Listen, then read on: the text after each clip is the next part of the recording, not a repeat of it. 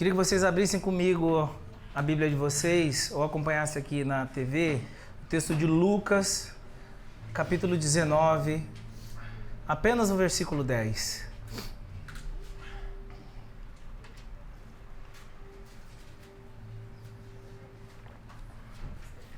Lucas, capítulo 19, versículo 10. Diz assim: pois o Filho do Homem veio buscar e salvar o que estava perdido. Será que vocês podem ler comigo o que está escrito ali na TV? 1, 2, 3 e... pois o Filho do Homem veio buscar e salvar o que estava perdido. Amém? Senhor, nós mais uma vez oramos ao Senhor para que essa palavra encontre corações férteis, encontre terra fértil, Senhor, que possa produzir muitos frutos. Que seja o Senhor falando agora ao coração da sua igreja. Usa-me, Senhor, usa-me. Que o Senhor possa, que esses corações estejam disponíveis para receber a sua palavra e corresponder àquilo que o Senhor quer de nós nessa noite, em nome do Senhor Jesus. Amém. Gente, eu tenho duas filhas, duas lindas meninas. Uma delas é a Sophie, faz assim com a mãozinha, princesa linda. A Elo, quando ela acordar, vocês vão saber. Tá lá? Ah, então tá. Quando ela entrar aqui, vocês vão saber. Ela entra empurrando aqui, quebrando tudo. E eu acho interessante como que os olhos das minhas filhas brilham, sabe, diante de uma tradicional história de conto de fadas. Uma donzela, né, aquela história típica de uma donzela que está em perigo, lá na torre do castelo, e um príncipe que passa por perigos e desafios. Ele vence dragões, ele vence lagos de fogo, para então chegar àquela torre daquele castelo e salvar a sua amada. E esse enredo ele é fascinante e não é por acaso. No capítulo 62 de Isaías, lá nos versículos 1 a 4, e também no versículo 11, Isaías ele fala sobre isso, ele fala a respeito de algo muito semelhante a esse enredo. E diz assim: por amor de Sião não me calarei, e por amor de Jerusalém não me aquietarei, até que saia a sua justiça como um resplendor, e a sua salvação como uma tocha acesa. E os gentios verão a tua justiça, e todos os reis a tua glória, e chamar-te-ão por um nome novo, que a boca do Senhor designará. E serás uma coroa de glória na mão do Senhor, e um diadema real na mão do teu Deus. Nunca mais te chamarão desamparada, nem a tua terra denominará jamais assolada, mas chamar-te-ão, o meu prazer está nela, e a tua terra acasada. Porque o Senhor se agrada de ti, e a tua terra se casará.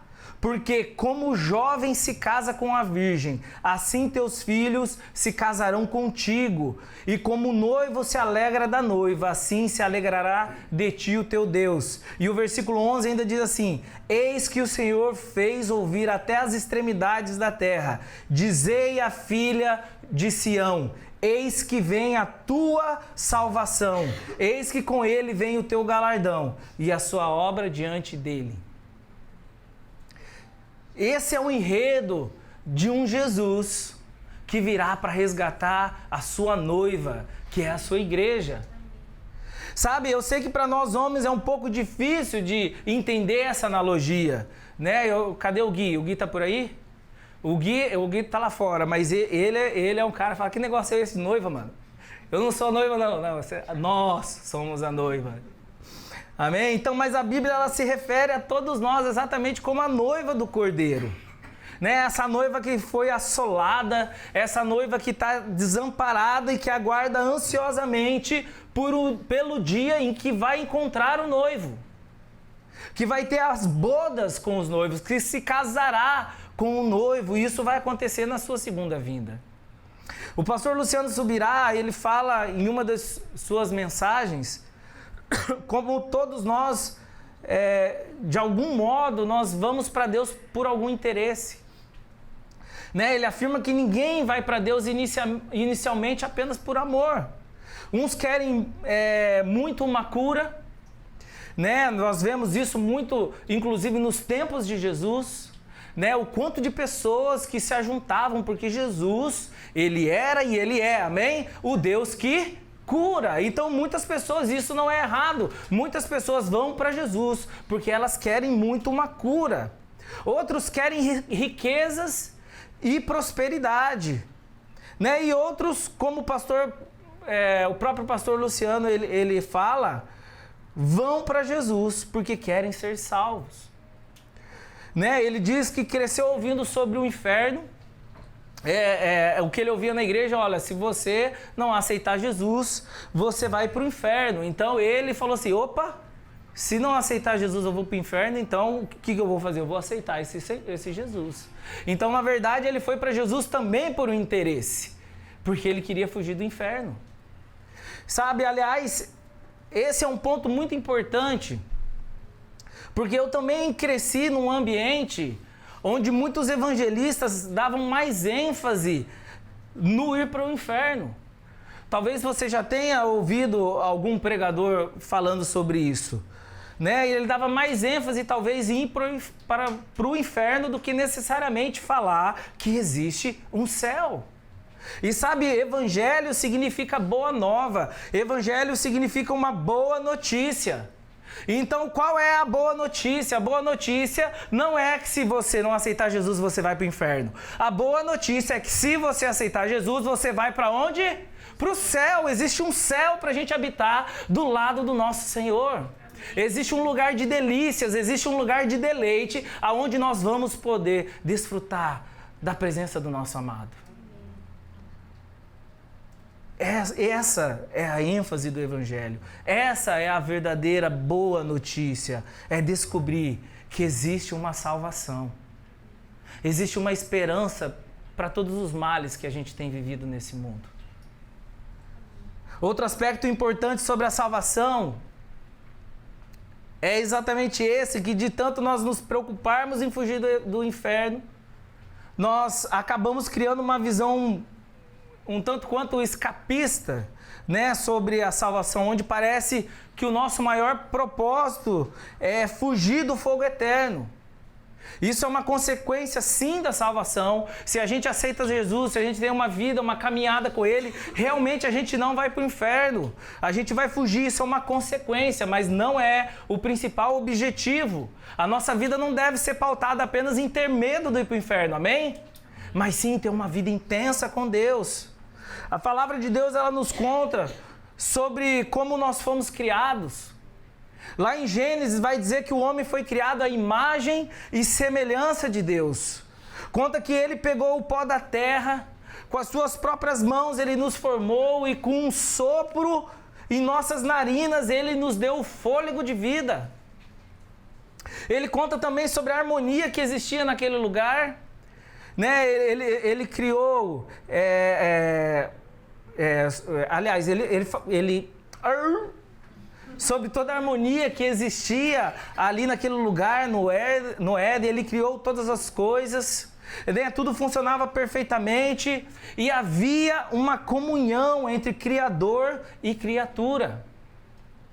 Deus, ele descia todos os dias na viração do dia, no início da noite, para ver Adão e Eva, para ter um tempo com eles, um tempo de comunhão, um tempo de conversa, um tempo de bate-papo. Era um relacionamento perfeito, existia uma sintonia, existia uma conexão plena entre Criador e a sua criatura. E para Adão e Eva foi dado o direito de comer do fruto de quase toda a árvore daquele jardim. Inclusive, eles poderiam comer do fruto da árvore da vida. Mas Deus disse, apenas de uma árvore eu não quero que vocês comam, que é a árvore do conhecimento do bem e do mal.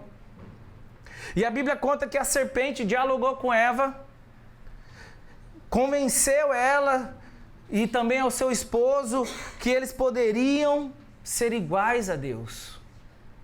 E cabe aqui um parênteses, né? O pecado não foi apenas propriamente comer do fruto da árvore, né? Ou seja, não foi apenas a desobediência, já que Deus tinha falado que não era para comer, mas foi o mesmo desejo que fez Lúcifer, que fez o diabo e a terceira parte dos anjos serem expulsos do céu. O desejo que existia no coração deles era um desejo de serem maiores do que Deus. Esse era o principal pecado. Então a palavra diz que Eva, ela tomou do fruto, ela deu também de comer ao seu marido, e a partir daquele momento, diz a palavra de Deus, que os olhos de ambos se abriram e eles viram que estavam nus. Eles correram, se esconderam, eles teceram roupas de folhas ali da relva para eles e se esconderam de Deus. Sabe, Isaías 59, no versículo 1 e 2, fala sobre isso. Isaías 59, versículo 1 e 2, fala assim, ó: vejam, o braço do Senhor não está tão curto que não possa salvar, e o ouvido tão surdo que não possa ouvir. Mas as suas maldades separaram vocês do seu Deus. Os seus pecados esconderam de vocês o rosto dele, e por isso ele não os ouvirá. Essa é a consequência do pecado, meus irmãos. Sabe, irmãos, eu creio que exista de fato um inferno físico. Existe um lugar para onde pessoas que disseram não ao sacrifício de Jesus, infelizmente elas irão. Mas eu também creio que quem está vivendo uma vida sem Deus já está experimentando uma parcela do inferno aqui na terra. O que é o inferno senão a ausência total de Deus?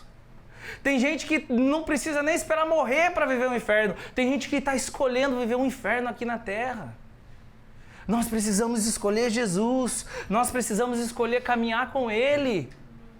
Eis que coloco diante de ti a vida e a morte, a bênção e a maldição. É isso que ele está dizendo, mas ele diz: escolhe, pois, a vida e viva. Esse é o convite dele. Quando o homem pecou, comendo da árvore do conhecimento do bem e do mal, ele fez, na verdade, o que a maioria de nós também fazemos, que é tirar Deus da equação. O que Adão e Eva demonstram é que eles queriam conhecimento com total autonomia. Sabe, sem Deus, eles desprezaram aquele que na verdade é o dono de todo conhecimento. A serpente enganou a Eva dizendo que caso eles comessem, eles teriam sabedoria. E ela preferiu comer do fruto, pretendendo ter sabedoria, mas tirando Deus da equação, sendo que ela poderia pedir ao próprio Deus. Toda tarde ele ia lá, ele se encontrava, ela podia falar: Deus, me dá um pouco da tua sabedoria. Mas ela preferiu comer do fruto e tentar adquirir sabedoria sem Deus. Quantas coisas na sua vida você tem tentado conquistar tirando Deus da equação, tirando Deus da sua vida? Uma vida sem Deus é uma completa escuridão. Mas através de Cristo Jesus, nós encontramos um caminho de volta para o Pai. Jesus, ele declarou lá em João 14,6: eu sou o caminho, a verdade e a vida. Ninguém vem ao Pai a não ser por mim. Ele é o único caminho. Temos então diante de nós o plano perfeito para que o príncipe resgate a sua donzela em perigo.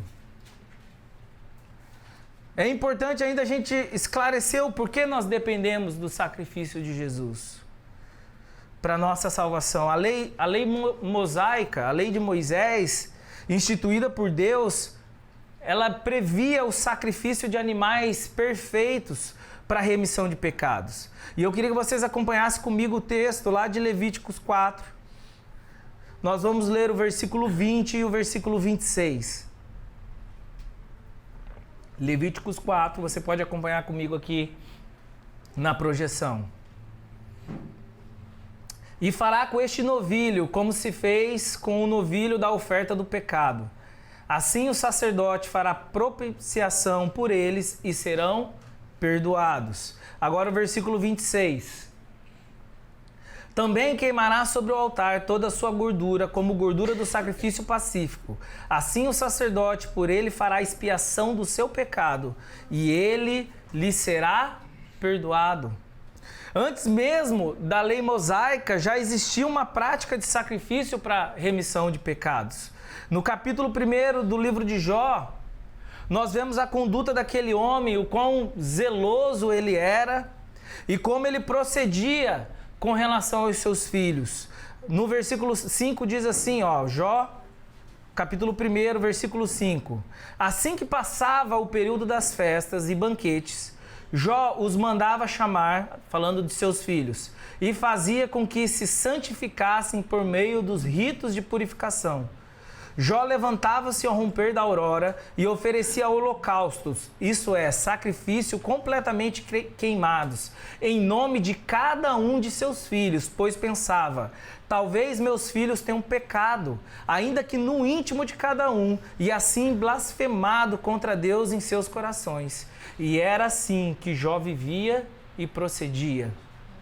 Então o que nós vemos aqui na lei instituída por Deus e entregue a Moisés para o povo, era que de tempos em tempos, cada pessoa deveria escolher um animal sem defeito e sacrificá-lo a Deus para que o seu pecado fosse perdoado. Mas é interessante entender que Jesus, sendo perfeito, ele não veio substituir os animais do tempo da lei. Mas pelo contrário, Paulo fala lá no livro de Hebreus, no versículo 1, do primeiro capítulo, né, que a lei era apenas uma sombra dos bens vindouros. A lei de Moisés, a lei instituída por Deus e entregue a Moisés, era apenas uma sombra dos bens vindouros e não a realidade dos mesmos. Ou seja, não era Jesus que testificava do sacrifício de animais do passado, mas é o sacrifício de animais puros do passado, que apontavam para o sacrifício de Jesus na cruz. Quando nós olhamos para a lei de Moisés e vemos aqueles animais sendo sacrificados para a purificação do pecado, o que na verdade a Bíblia está fazendo é apontar para o futuro. Lá na frente, lá no futuro, virá o Cordeiro, que é puro, que é santo, que é sem mácula, e ele vai morrer para a remissão do pecado de todos nós. Esse é o nosso Deus. Toda a Escritura testifica de Jesus, aquele que perdoa pecados e que traz a salvação. Mas, Neto, eu já entendi que eu sou salvo, que eu serei salvo por meio de Jesus. Eu entendi o plano da salvação, você fez aí uma pincelada, né, que Deus nos oferece através de Jesus, e como eu dependo dele para a remissão dos meus pecados. Mas em qual momento isso vai acontecer na minha vida? Em qual momento a salvação acontece? Quando eu aceitei Jesus? Em qual momento? Talvez vocês perguntem, Neto, eu fui salvo? Quando eu aceito Jesus, eu fui salvo? Ou eu continuo sendo salvo? Ou será que lá no futuro eu serei salvo? Qual é o tempo dessa salvação? E eu vou responder para vocês, a resposta é muito simples. As três coisas. Nós fomos salvos, nós estamos sendo salvos e nós seremos salvos. A salvação é como uma jornada, meu querido. Ela tem um início, ela tem um meio e ela tem um fim. Ela tem uma porta de entrada, ela tem um caminho e ela tem um destino final. E a porta de entrada da salvação, nós chamamos de justificação. Essa é a primeira etapa, é a primeira vez que eu e você somos salvos. Ela acontece no momento que você crê em Jesus. Sabe, o confessa como Senhor e Salvador da sua vida e acontece de forma instantânea no seu espírito. Nós somos seres trinos também. Nós temos corpo, alma e espírito. O espírito é o que nos conecta com Deus. E o primeiro nível de salvação que nós podemos experimentar com Jesus é a salvação do nosso espírito, que é a justificação. Paulo, dessa vez, escrevendo aos Romanos, ele declara o seguinte, lá em Romanos 10, versículo 9. Se você confessar com a sua boca que Jesus é o Senhor e crer em seu coração que Deus o ressuscitou dentre os mortos, você será salvo. Se você confessar com a sua boca e com seu coração você crê, você já é salvo. O primeiro estágio da salvação, que é a porta de entrada para uma vida com Deus. Esse é o momento que você entende lá no seu espírito e declara com a sua boca que você crê em Jesus e na obra dele na cruz. E como é importante esse estágio, como é importante esse momento. Jesus declara lá em Mateus 10, 32 e 33, quem, pois, olha só que interessante isso, quem, pois, me confessar diante dos homens, eu também o confessarei diante do meu Pai que está nos céus. Mas aquele que me negar diante dos homens, eu também o negarei diante do meu Pai que está nos céus. Olha que pesado isso, porque eu não sei você, meu querido, mas eu não quero ser negado por Jesus diante do Pai. Isso fala da necessidade de uma ação nossa, uma declaração, uma intencionalidade da gente abrir a nossa boca, da gente crer com o nosso coração, mas a gente declarar com a nossa boca. Decidir caminhar com Deus deve ser uma declaração pública de fé. Nós não podemos nos tornar aquele tipo de cristão, estilo agente secreto, sabe, disfarçado, que ninguém sabe que é cristão. Talvez você já tenha encontrado alguém lá no seu trabalho, você chega e fala, então, meu amigo, você quer ir para a igreja comigo? Aí o cara, todo zoado, fala assim, então, mano, eu sou crente também. Fala, mano, é sério isso? O cara se esconde. Nós precisamos expressar a nossa fé e revelar o Espírito Santo que habita em nós. Esse primeiro estágio que acontece em nós, além de ser instantâneo, ele é totalmente free. No Vasco, né? Eu sou vascaíno, é na faixa, sabe? É totalmente de graça, é pela graça. Sabe, abrir sua boca e aceitar o sacrifício de Jesus não te custa nada. Custou tudo para Ele, mas para você não custa nada. Você não precisa fazer mais nada. Toda a obra para a sua salvação, para você entrar nesse caminho, já foi feita por Jesus na cruz. Quando eu aceito Jesus, eu sou declarado justo diante do céu. Por isso que nós chamamos essa etapa de justificação.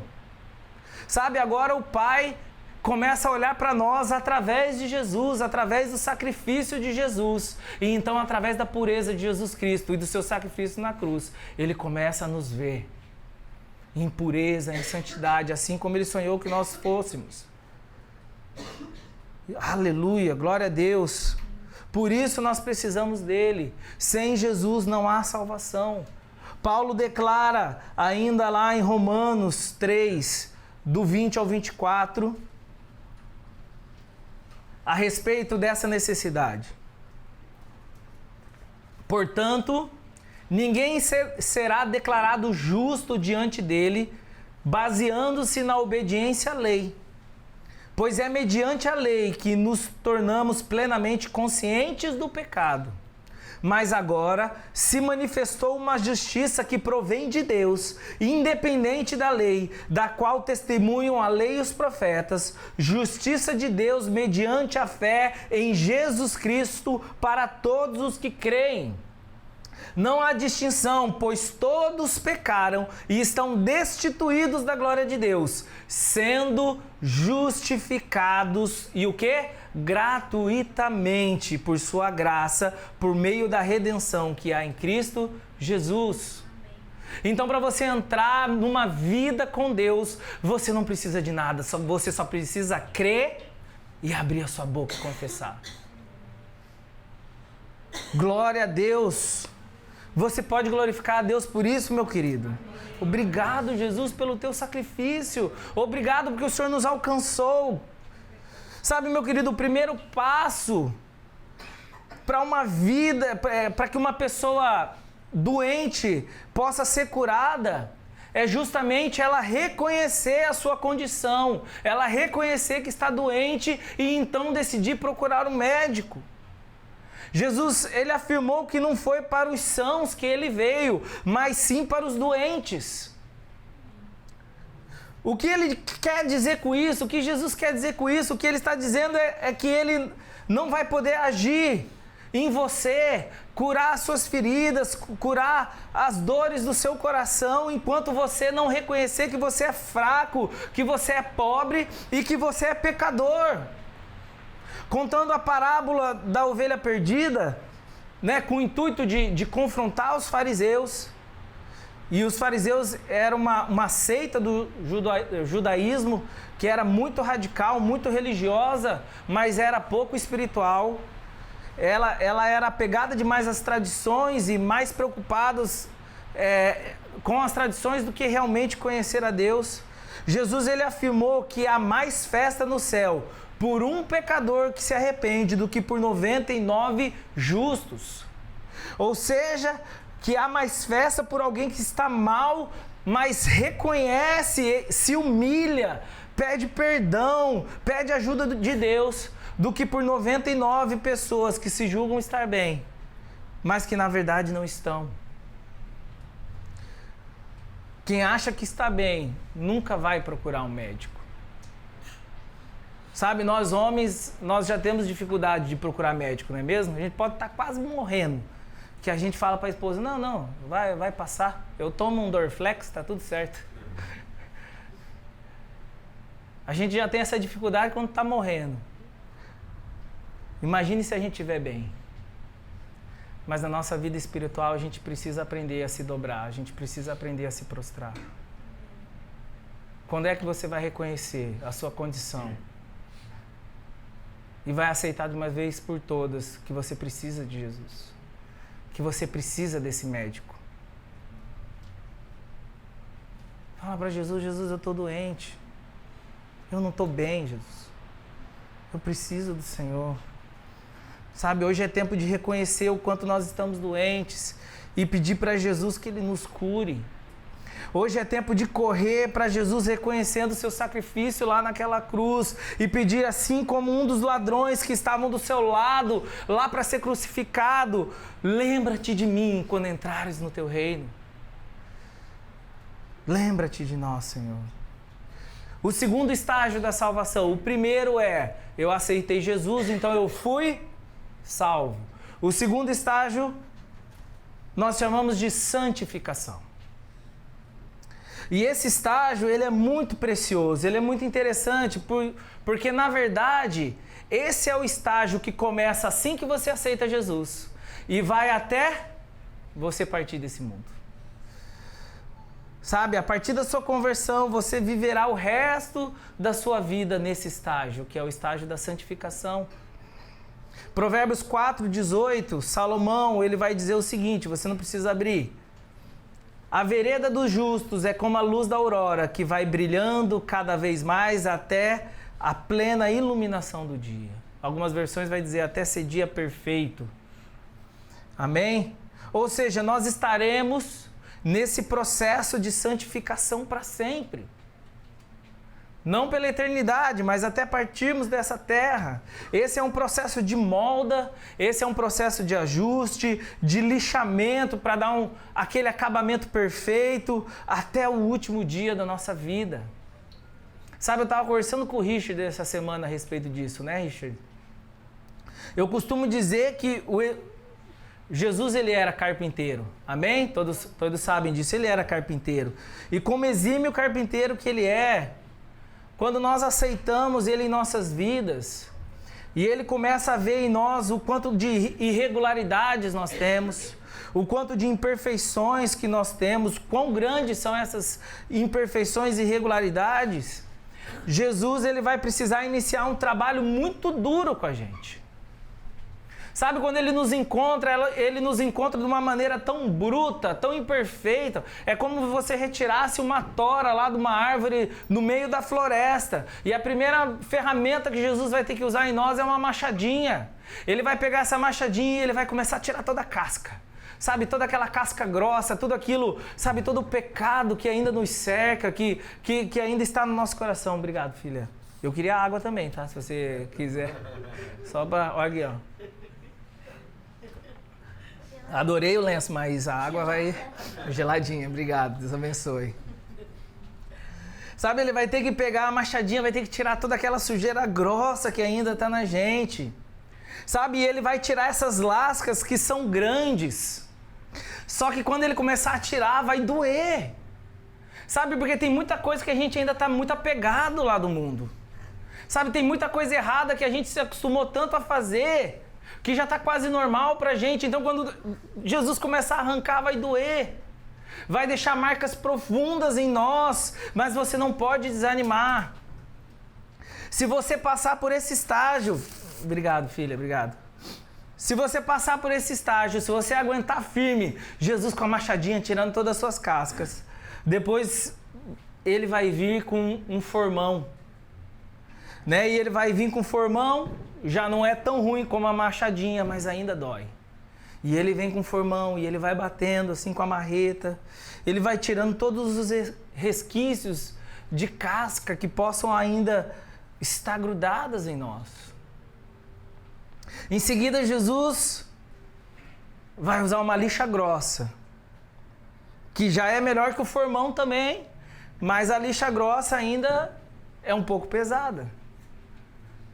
Sabe quando você compra aquela bucha do mato nova e você vai lavar assim as áreas mais sensíveis do corpo, ela ainda está dura, está ressecada? É mais ou menos assim. Ou quando compra um papel higiênico ruim, é assim também.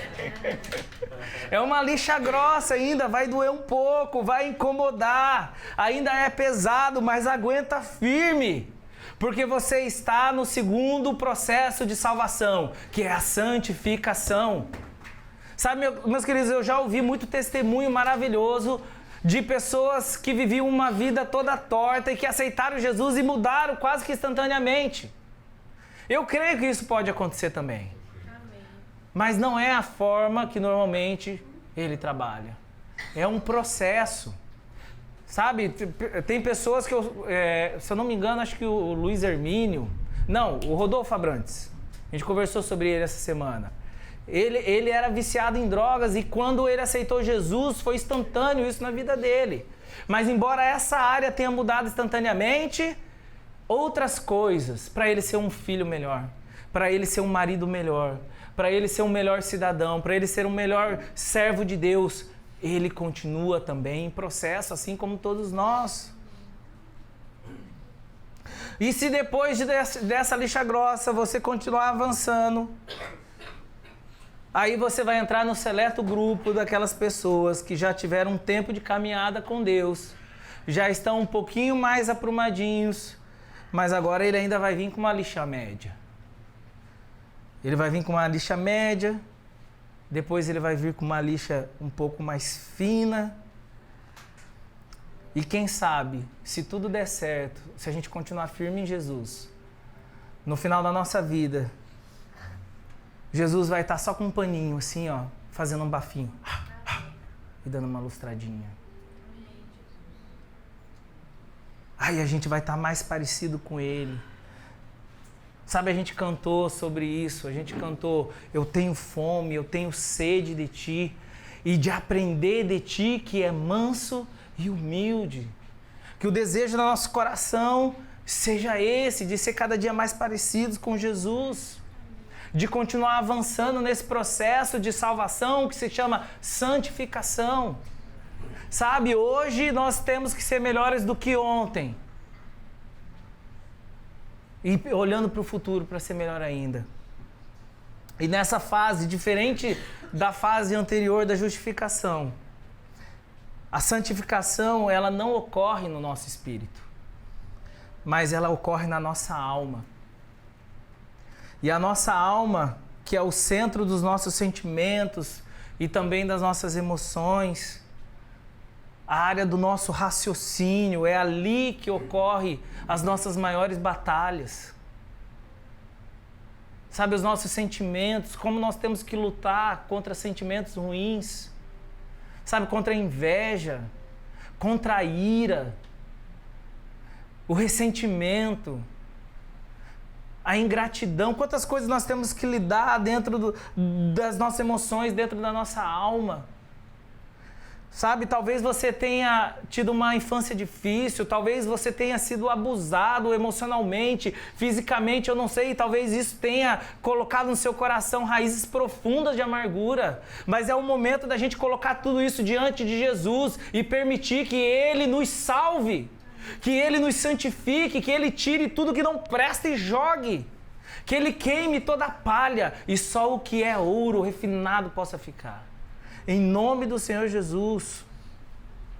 Outra diferença é que, ao contrário da fase da justificação, que é de graça, essa fase da santificação, em que Jesus nos salva pela segunda vez, é uma fase em que nós vamos depender totalmente de Deus, mas que vai exigir uma contrapartida de nós. Vai exigir o nosso engajamento, vai exigir o nosso esforço. E exatamente por isso Paulo declara lá na sua carta aos Hebreus, capítulo 12, versículo 14. Ele diz assim: esforcem-se para viver em paz com todos e para serem santos. Sem santidade ninguém verá o Senhor. Olha só o que ele está dizendo. Ele está dizendo: esforcem-se.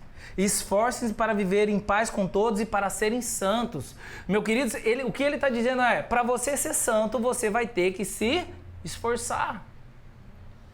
Sabe quando o pecado, aquele pecado que você tem praticado com regularidade, sabe aquela sua conduta contrária à palavra de Deus, você vai ter que se esforçar para abandonar. Não será do dia para a noite, não será fácil, mas com seu esforço, com a ajuda dos irmãos da fé e principalmente com a ação do Espírito Santo de Deus, você vai vencer. Sabe? E não adianta fugir, porque, como eu disse antes, será assim para o resto da sua vida. Se você decidir andar com Jesus, a partir do momento que você aceitá-lo como Salvador, você vai iniciar esse processo, que Deus vai te purificando, que Deus vai te santificando dia após dia. Primeiro é a machadinha, depois o formão, as lixas, até o paninho com polimento. E como eu sonho com esse dia. Eu sonho demais com esse paninho. A justificação, que era a etapa anterior, ela era de graça. Mas a santificação, ela vai custar tudo que nós temos. Sabe, a salvação, ela é de graça, mas a santificação, ela vai custar tudo que nós temos. Ou você se entrega de verdade ao processo de Deus, ou você não vai conseguir seguir adiante. E para nos ajudar nesse processo, Deus, Ele nos deixou algumas disciplinas espirituais. Ele nos deixou a oração, a meditação na sua palavra e também o jejum. Jesus afirmou: vigiem e orem para que não caiam em tentação. O espírito está pronto, mas a carne é fraca. Olha só que interessante o que ele está dizendo aqui. O espírito está pronto. Qual o espírito? Aquele espírito que foi justificado no primeiro estágio da salvação, lá na sua conversão. Mas não se preocupem, porque ele continua dizendo, mas não se preocupem, porque a carne, os nossos desejos, as nossas inclinações terrenas, ela é fraca. Sabe, entende isso, meu irmão? Tem gente que justifica os seus erros e os seus pecados dizendo que a carne é fraca. Você já ouviu isso? Sabe quando você vai confrontar alguém e fala: cara, por que você está fazendo isso? Aí ele fala assim: você sabe como que é, né? A carne é fraca. Mas não é isso que Jesus está dizendo. Na verdade, o que ele está dizendo é completamente ao contrário. Se você tem cedido ao pecado, é porque você tem deixado a sua carne ficar forte. muito mais forte do que o seu espírito. É porque você tem alimentado mais os seus desejos carnais do que o seu espírito. O que Jesus está dizendo, o espírito está pronto e a carne é fraca. Você pode vencer. A graça que eu te dou não é só uma graça que te salva, mas é uma graça que te capacita a vencer o pecado. Amém?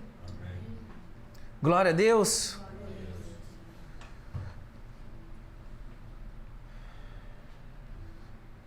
Jesus diz que a carne é fraca e com a ajuda do Espírito Santo nós vamos vencê-la. Nós podemos passar por qualquer coisa, nós podemos estar bem com dinheiro, reconhecimento, nós podemos estar com a despensa cheia, mas nós também podemos passar por lutas e provações. E nós continuaremos buscando e servindo o nosso Deus. Basta que a gente vigie e ore continuamente, fortalecendo ainda mais o nosso espírito, dia e noite, noite e dia, sem parar até que Ele venha. Sabe, e o terceiro estágio da salvação, eu já quero partir para o encerramento dessa mensagem. O terceiro estágio da salvação é aquele que ainda vai ocorrer. Então, quando nós aceitamos Jesus, nós fomos salvos. Amém? Nós entramos no processo de santificação. Então, nós estamos sendo salvos. Mas existe um terceiro estágio que nós seremos salvos. E esse terceiro estágio nós chamamos de glorificação. No futuro, na segunda vinda de Jesus, quando o príncipe voltar para vir buscar a donzela em perigo, nós teremos uma transformação em nosso corpo físico. E esse corpo hoje, físico, ele será glorificado. Em 1 Coríntios 14, especialmente lá nos versículos 42 a 44, Paulo ele vai falar sobre isso. E eu quero que vocês acompanhem comigo. 1 Coríntios 14, 42 a 44. Presta atenção no que Paulo está dizendo aqui. Assim será com a ressurreição dos mortos. O corpo que é semeado é perecível e ressuscita imperecível. É semeado em desonra e ressuscita em glória. É semeado em fraqueza e ressuscita em poder. É semeado um corpo natural e ressuscita um corpo espiritual. E deixa eu te falar uma coisa, queridos. Talvez você já tenha percebido que o seu corpo é frágil. Talvez você tenha percebido que o seu corpo ele envelhece e ele também adoece. E não era para ser assim. Não era esse corpo que Deus criou lá no Éden. Sabe, o pecado ele também atingiu o nosso corpo físico. Da mesma forma, o nosso corpo ele foi corrompido pelo pecado. Através de Jesus, lá na sua segunda vida, o nosso corpo físico também será redimido. E olha que maravilhoso, porque quando nós estamos falando desses três estágios da salvação, nós estamos dizendo que o primeiro, ele salva o quê? O nosso espírito. O segundo, ele salva a nossa alma, que são as nossas emoções, o nosso intelecto. E o terceiro, ele vai salvar o nosso corpo físico, que será glorificado. A Bíblia fala de um dia que Jesus voltará e que os mortos serão ressuscitados com o seu corpo totalmente transformado. E ele diz também que os vivos terão o seu corpo restaurado, então nós iremos habitar com ele. Quando nós estivermos com Jesus em sua glória, nós já não sentiremos mais o peso da idade, nós não teremos mais dor, nós não teremos mais sofrimentos. Até o nosso corpo será salvo da corrupção desse mundo. Sabe, eu sonho com isso e eu queria que o seu coração estivesse queimando por isso, assim como o meu queima. Existe uma salvação completa em Deus. O apóstolo Paulo, ainda agora escrevendo aos Filipenses lá no capítulo 3, versículo 20 e 21, ele fala a respeito disso também. Ele diz assim, ó, mas a nossa cidade está nos céus, de onde também esperamos o Salvador, o Senhor Jesus Cristo. Olha só que interessante o versículo 21, presta atenção nisso. Que transformará o nosso corpo abatido para ser conforme o seu corpo glorioso, segundo o seu eficaz poder de sujeitar também a si todas as coisas. Jesus foi o primeiro a ser ressuscitado e ter o seu corpo glorificado. Jesus, ele morreu na cruz, ele ressuscitou, ele passou ainda, se eu não me engano, 40 dias na companhia dos seus discípulos. Isso, Gui? 40 dias depois de Jesus ressuscitou? Ele é o mestre aqui nosso aqui.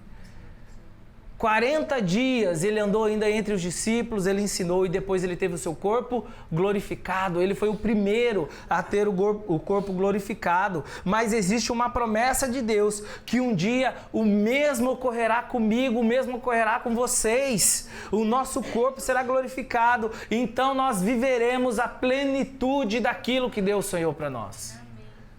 Sabe, não se preocupe. Não se preocupe. O pastor Luciano Subirá, ele conta uma história que é muito interessante. Deus se preocupa tanto com o corpo que ele criou, com o corpo que ele criou para nós, que Deus ele cuida de nós. O pastor Luciano, ele conta uma história que eu acho bem interessante. Ele recebeu uma vez um pastor lá na sua igreja para pregar. E esse pastor, ele era aquele cara assim, tipo ex-tudo, sabe? Quando você vai numa igreja e fala assim, ó, hoje vamos receber o irmão Zé das Couve. O irmão Zé das Couve, ele é ex-bruxo, ele é ex-traficante, ele é ex-presidiário, ele é ex... E vai, por aí vai. A obra na vida dele é grande. E esse homem era um ex-bruxo, né? Ele fazia muitos rituais no cemitério, inclusive com alguns corpos. E isso antes da sua conversão. E um dos pedidos que o demônio lá que ele servia fez foi que para a realização daquele ritual ele precisava de um corpo de poucos dias de falecido. Poucos dias de falecimento. Então esse pastor ex-bruxo, ele foi lá, ele comprou um corpo, né? Como dizem lá na gíria do ocultismo. Ele foi até o cemitério, ele, enfim, conseguiu negociar lá com o coveiro, descobriu qual era o corpo que estava mais fresco, né? Ele comprou esse corpo, né? E comprar o corpo é literalmente comprar o sigilo de ir lá e violar aquele túmulo. E então, na hora marcada lá com aquele rapaz lá, o coveiro, ele foi lá naquele lugar. E quando eles começaram lá a tirar, enfim, o cimento e tudo mais, e eles puxaram o caixão, e quando ele já ia violar aquele caixão, esse pastor ele contou a história do momento da sua conversão, que foi exatamente naquele lugar.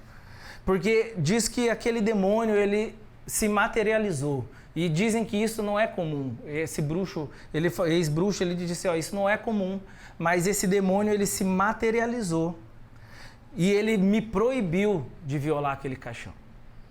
Então esse ex-bruxo, ele disse que ele ficou indignado, né? Ele ainda tentou argumentar com o demônio, ele falou, cara, eu fui lá, provavelmente ele não falou cara, né? Ele falou, entidade, sei lá o quê, eu fui lá, eu comprei esse corpo, né? Já estava tudo acertado, era só eu vir aqui agora e fazer o ritual. Como que você fala para mim que eu não posso violar esse caixão? Eu comprei ele.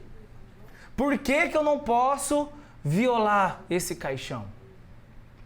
E a resposta daquele demônio foi, não mexa nesse corpo. Nós não podemos fazer nada com esse corpo. Arrume outro. E ele insistiu, ele falou, mas por que eu não posso usar esse corpo? Então o demônio respondeu, esse corpo pertence ao... Esse corpo pertence ao lá de cima. Quem estava enterrado ali, meus queridos, era uma senhora, uma irmãzinha muito zelosa de oração, esposa de um pastor, de uma pequena igreja, acho até que era uma Assembleia de Deus, não lembro se ele cita isso. Era uma irmã muito de oração que tinha acabado de falecer. E esse ex-bruxo conta que foi assim que ele se converteu. Quando percebeu que existia um Deus muito mais poderoso do que os espíritos que ele servia, a ponto que esses espíritos eram obrigados a se submeter a Deus. Amém. E ao mesmo tempo um Deus tão amoroso que mesmo depois da morte da sua serva, com aquele corpo já fedendo, aquele corpo já apodrecendo, ainda assim, o nosso Deus é um Deus tão amoroso que Ele se preocupa até com o seu corpo depois da morte. E um dia nós teremos o nosso corpo glorificado.